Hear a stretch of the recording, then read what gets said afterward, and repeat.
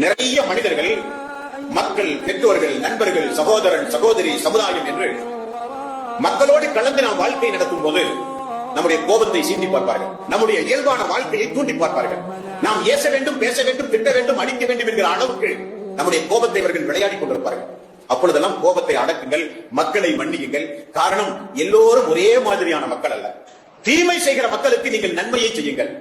அப்படி உங்களுக்கு ஒரு தீங்கு செய்கிற மனிதனுக்கு நீங்கள் திரும்ப ஒரு தீங்கு செய்யாமல் நன்மையை செய்தால், மனிதர்கள் உங்களுக்கு தீங்கு விளைவித்தால் அந்த தீங்கு செய்கிற மக்களுக்கு ஒரு நன்மையை திரும்ப செய்யுங்கள். அப்படி நீங்கள் செய்தால் பகைவர்கள் நண்பர்களாக மாறிவிடுவார்கள், எதிரிகள் நண்பர்களாக மாறிவிடுவார்கள், விரோதிகள் குரோதங்களை விட்டு விலகி உங்களை நேசிக்க ஆரம்பிப்பார்கள். இவ்வளவு கெடுதிகள், தீமைகள் நாம் செய்தும் நமக்கு உபகாரம் செய்கிறாரே, சிந்திக்க தோன்றும். அல்லாஹ்வே சொல்றான், பகைவர்கள் நண்பர்களாக மாறுவார்கள், தீயவர்கள் நல்லவர்களாக மாறுவார்கள், வெறுத்தவர்களுடைய உள்ளங்கள் எல்லாம் மாறி உங்களை நேசிக்க ஆரம்பிக்கும்.